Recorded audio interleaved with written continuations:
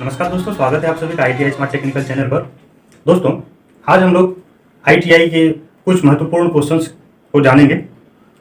उन महत्वपूर्ण क्वेश्चंस को जानने से पहले मैं आपको एक छोटी सी जानकारी देना चाहता हूं।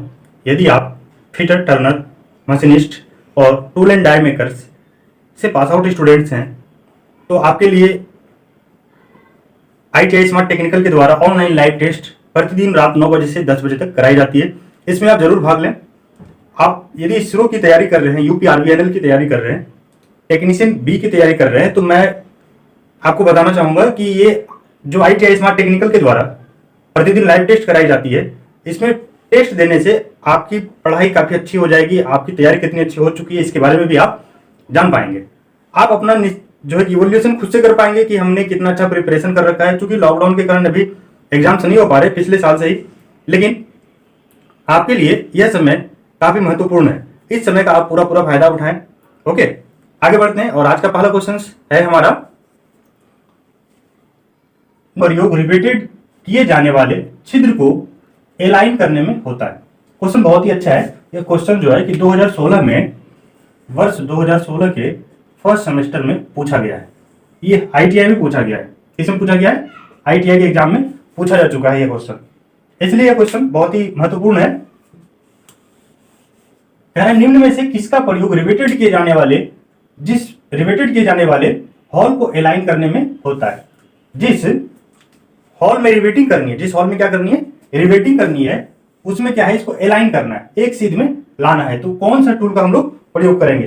पहला है हमारा option dolly tool, option B है ड्रिफ्ट टूल, ऑप्शन सी है कॉकिंग टूल, ऑप्शन डी है फोल्डिंग टूल। दोस्तों, मैं आपको बताना चाहूंगा कि जो रिवेटेड किए गए हॉल होते हैं उसको एलाइन करना है, उसको एक सीध में लाना है। यदि उसको एक सीध में लाना है तो हम लोग ड्रिफ्ट टूल का प्रयोग करते हैं। किसका प्रयोग करते हैं? ड्रिफ्ट टूल का प्रयोग करते हैं। ओके, आप फोल्डिंग मशीन को कैसे विनिर्दिष्ट करेंगे? क्वेश्चन बहुत ही अच्छा है। आप फोल्डिंग मशीन को कैसे विनिर्दिष्ट करेंगे?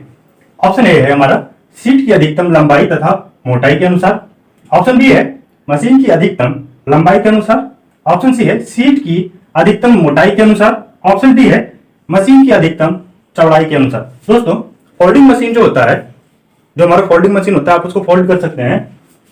उसमें कहता है कि उस मशीन को, फोल्डिंग मशीन को आप कैसे निर्दिष्ट करें, कैसे उसके बारे में बताएंगे। तो फोल्डिंग मशीन को हमेशा उसकी लंबाई तथा उसकी मोटाई के अनुसार व्यक्त किया जाता है। सीट की अधिकतम लंबाई तथा मोटाई के अनुसार व्यक्त किया जाता है। ओके, नेक्स्ट क्वेश्चन है, सोल्डरिंग प्रक्रिया में सोल्डरिंग आयरन का क्या कार्य है? दोस्तों, ये क्वेश्चन कई बार पूछा जा चुका है। यह जो है HWB में भी क्वेश्चन पूछा जा चुका है। हैवी वाटर बोर्ड में यह क्वेश्चन पूछा जा चुका है। ठीक है, देखिए, इसको कह रहा है सोल्डरिंग प्रक्रिया में सोल्डरिंग आयरन का क्या कार्य है? ऑप्शन ए के अनुसार है धातु को पिघलाना, ऑप्शन बी सोल्डर को पिघलाना, ऑप्शन सी सोल्डर को ठंडा करना, ऑप्शन डी धातु को पिघलाना। दोस्तों, सोल्डरिंग आयरन से जो है कि हम लोग क्या करते हैं पता है? सोल्डरिंग आयरन में क्या होता है? कह रहा है कि धातु को पिघलाना, नहीं, धातु को यह नहीं पिघलाता है। कहता है सोल्डर को पिघलाना, जी हाँ, यह सोल्डर को पिघलाता है। ऑप्शन सी के अनुसार कह रहा है सोल्डर को ठंडा करना, ऑप्शन डी कह रहा है धातु को पिघलाना। जी नहीं, हमारा ऑप्शन बी क्या है सही, सोल्डर को पिघलाना। ओके, नेक्स्ट क्वेश्चन है हमारा, हार्डेंड स्टील संगठक की टेम्परिंग का क्या उद्देश्य है? क्वेश्चन कह रहा है हार्डेंड स्टील संगठक की टेम्परिंग का क्या उद्देश्य है? दोस्तों, आप जानिए टेम्परिंग करने से क्या क्या होता है। किसी भी धातु को या स्टील को टेम्परिंग करने से क्या होता है? ऑप्शंस के अनुसार हम चलते हैं।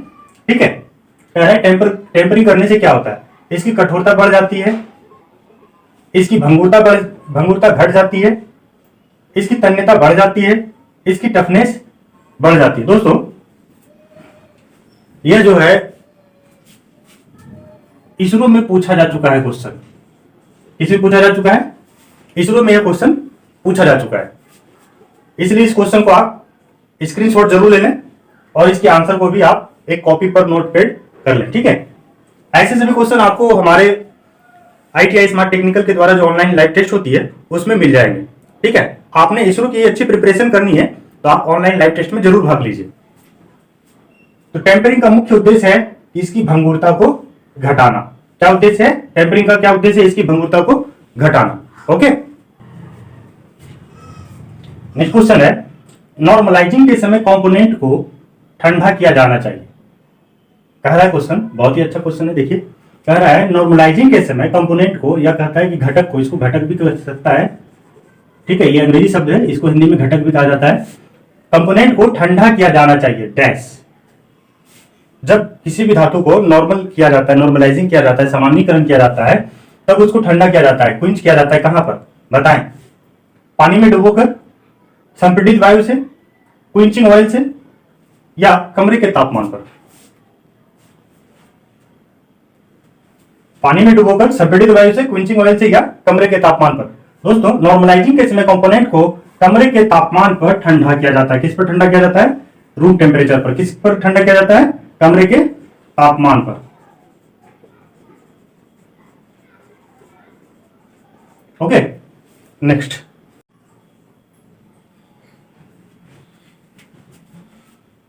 क्वेश्चन है हमारा, सामान्य उद्देश्य के लिए ड्रिल का पॉइंट एंगल कितना होता है? बहुत ही इजी क्वेश्चन है और ये कई बार पूछा जा चुका है, बार बार पूछा जाता है ये क्वेश्चन।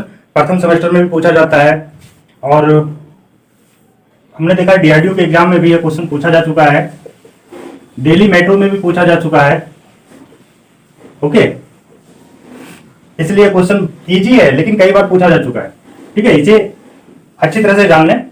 सामान्य उद्देश्य के लिए ड्रिल का पॉइंट एंगल कितना होता है? सामान्य उद्देश्य के लिए ड्रिल का पॉइंट एंगल कितना होता है? 118 डिग्री होता है। कितना होता है? 118 डिग्री होता है। ओके,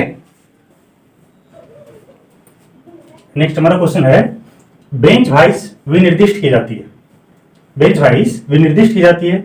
ऑप्शन ए के अनुसार है जॉस की चौड़ाई से, ऑप्शन बी कह रहा है स्पिंडल की लंबाई से, ऑप्शन सी कह रहा है फिक्स्ड जॉ की लंबाई से, ऑप्शन डी कह रहा है मूवेबल जॉ की मूविंग दूरी से। दोस्तों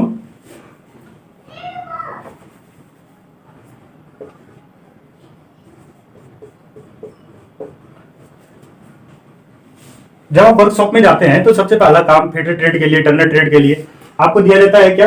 बेंच वाइज।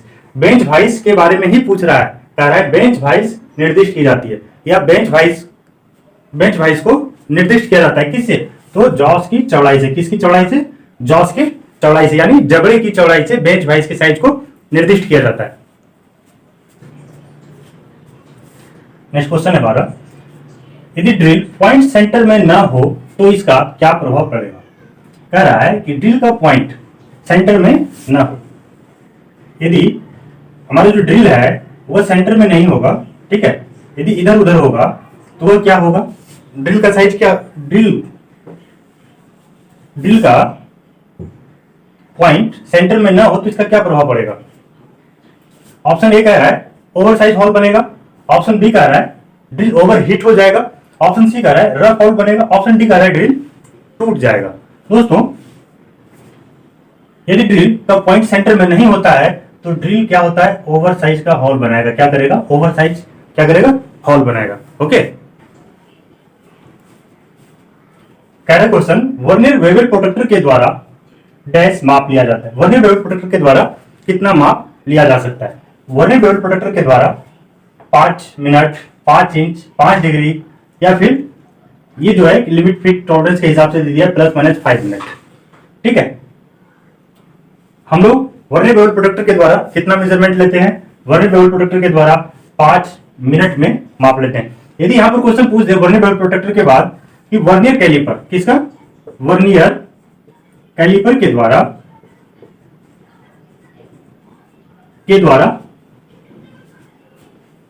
डैश माप लिया जाता है, तो वर्नियर कैलिपर के द्वारा हम लोग 0.02 mm की एक्यूरेसी में क्या करते हैं? मेजरमेंट करते हैं। क्या करते हैं? 0.02 mm की एक्यूरेसी में मेजरमेंट करते हैं। याद रखिएगा, वर्नियर बेवल प्रोट्रैक्टर के द्वारा 5 मिनट में और वर्नियर कैलिपर के द्वारा 0.02 mm में माप लिया जाता है। ओके दोस्तों, बहुत ही बढ़िया क्वेश्चन है ये। कह रहे वर्नियर डायल कैलिपर की परिशुद्धता 0.05 mm, बीम स्केल की रीडिंग 25 mm तथा डायल के हैंड द्वारा दर्शाई गई रीडिंग 24 है। रीडिंग की गणना करें। क्या कर रहा है? डायल कैलिपर की परिशुद्धता कितनी है? 0.05 mm। उसके बाद क्या कह रहा है, बीम स्केल। बीम स्केल को हम लोग क्या कहते हैं, मेन स्केल भी कहते हैं। क्या कहते हैं, मेन स्केल। बीम स्केल की रीडिंग कितनी है, बीम स्केल की रीडिंग है हमारी 25 mm। कितनी है, 25 mm। उसके बाद क्या कह रहा है, डायल के हैंड द्वारा दर्शाई गई रीडिंग कितनी है, 24। कितनी है, 24 है। अब देखिए दोस्तों, कह रहा है रीडिंग की गणना करें। आप यह देखिए, बीम स्केल की रीडिंग 25 दर्शा रहा है, लेकिन डायल के हैंड द्वारा दर्शाई गई रीडिंग, हम लोग जब भी डायल कैलिपर में रीडिंग को ज्ञात करते हैं तो हर हमेशा ध्यान देते हैं कि डायल के हैंड द्वारा कितना दर्शाया गया है रीडिंग। तो यहां दर्शाया गया है 24। कितनी रीडिंग दर्शाई गई है, 24। इसमें इसको सॉल्व करेंगे हम, इसको करेंगे 24 गुने 0.05। ठीक है, जब आप इसे गुना करेंगे तो आएगा कितना, 1.20 mm। कितना आएगा, 1.20 mm। देख लेते हैं, इसका शॉर्ट मेथड है ये। 24 गुने 0.05, पॉइंट का 1, 2 अंक है, 2 शून्य कर लें, 5 से 20 पंचे 100, फिर इसे देखिए 4 छके 24, 4 पंचे 20, 6 बटे 5। अब इसे कर लें, 5 का है 5 है, पॉइंट का 1 शून्य, 5 दूना 10। ठीक है, इतनी बार में ये डिवाइड हो गया। 1.2 कर सकते हैं, 1.20। ठीक है, अब इसे क्या करेंगे, 1.2 को हम लोग कितना जोड़ देंगे इसमें, मेन स्केल की रीडिंग में। किसमें जोड़ेंगे, मेन स्केल की रीडिंग में जोड़ेंगे, तब टोटल हमारा क्या है, रीडिंग आ जाएगा। टोटल रीडिंग कितना हो जाएगा हमारा, देख लेते हैं, 25 mm प्लस 1.2। ठीक है, 0.516 यानी कि 26.2 जीरो कह सकते हैं, 26.2 भी कह सकते हैं। ऑप्शन के अनुसार चलेंगे हम। देखिए ऑप्शन ए में है 25.9, क्या इसमें 26.2 है, नहीं है। 26 है, यह भी नहीं है। 26.1 mm है, इसके बराबर नहीं है। यहाँ है डी में है 26.2। कितना है, 26.2 mm। ये हमारे क्या है, सेम है। ओके दोस्तों, ITI स्मार्ट टेक्निकल के द्वारा इस तरह के क्वेश्चंस आपको ITI स्मार्ट टेक्निकल के बुक्स पार्ट 1 और पार्ट 2 दोनों अवेलेबल है हमारे पास। इसकी लिंक डिस्क्रिप्शन में दे दी गई है।